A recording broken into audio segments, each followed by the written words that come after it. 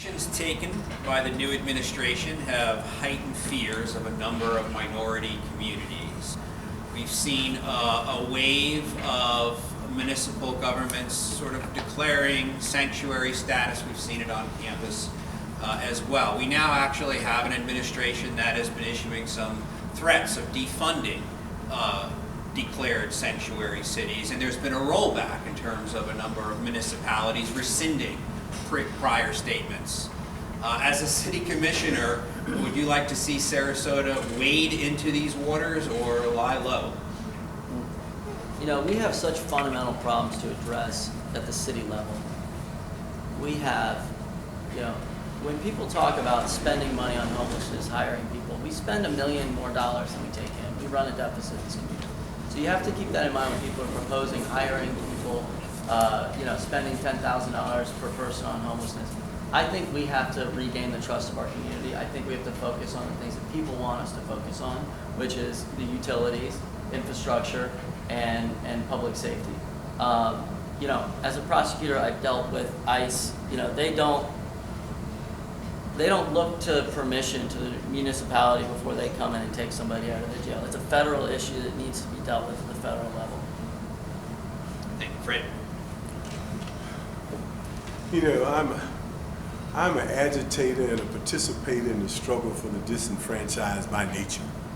I was born like this, and so I would welcome the threats of the governor and the state legislation to the city of Sarasota as we become a sanctuary place for disenfranchised people. I think it's going to be vitally important that somebody have to stand up to this insensitive, inhumane administration and legislation that we've created here in the state of Florida and declare that we have rights too, even though we aren't in power. And so we're going to dictate and demand that they participate and struggle with us, or we will have a public debate about it.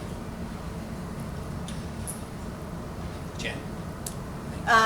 So from my end, I have looked at a variety of different definitions of what it means to be a sanctuary city, and I see a lot of the definitions are pretty vague.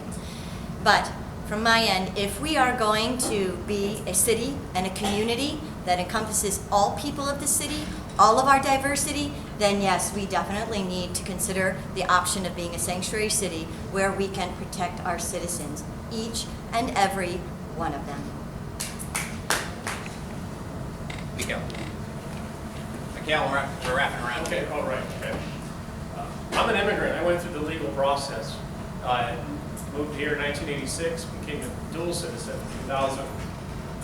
It requires a lot of passion and energy. It's very, very difficult. But I would like to point out the Ben Weasel. They hire, I have a friend of mine's father that recently retired. He worked there for 35 years. There's all sorts of people there. They have green cards. Anyone with a green card can get a job with Ben Weasel with the union. So, and they contribute to the local economy.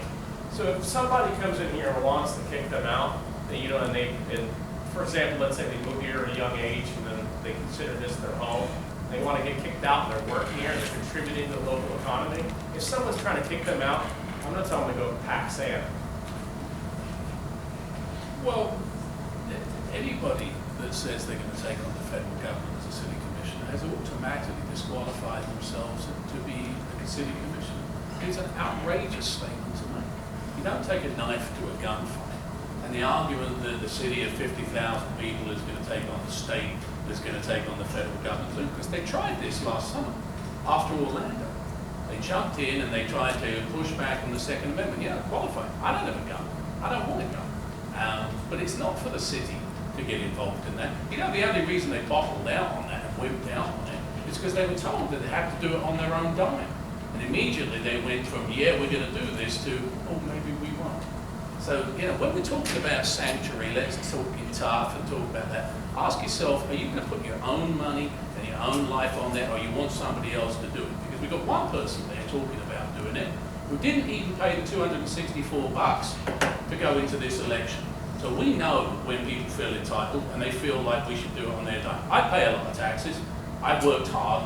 I'm absolutely outraged at the idea that you would throw it all away to fight with the federal government. Outrageous.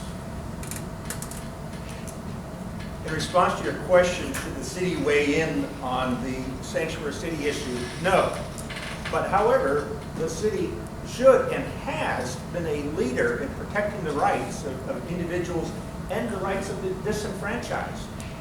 The city of Sarasota was one of the first cities that actually came out with an ordinance protecting gays and protecting the right for couples to be able to cohabitate. And so the city has been a very progressive model for not only the county but for the state in terms of the disenfranchised. The community we have here, especially the interfaith community that has reached out and brought together with many different types of services to reach out to the Islamic community and to other communities. In fact, even just today, there was a letter signed by all of the U.S. senators saying that it's outrageous that the Jewish community centers are under attack. And so, yes, we have to be able to be supportive of all the groups that are under attack, no matter who they are.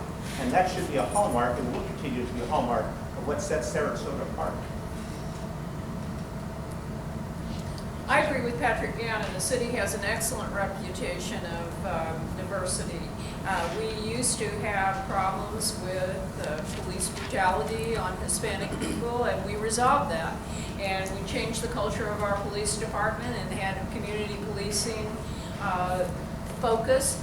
And in that community policing focus is a diversion focus.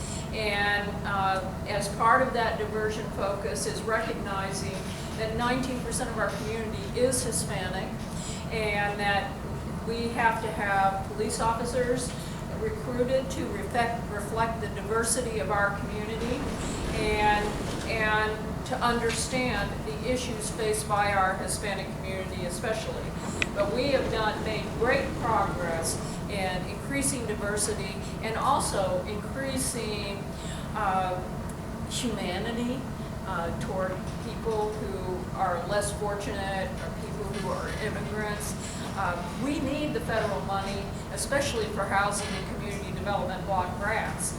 So we cannot just pick a fight with the federal government, but we can go low and keep our high standards. Okay, thank you. I'm going to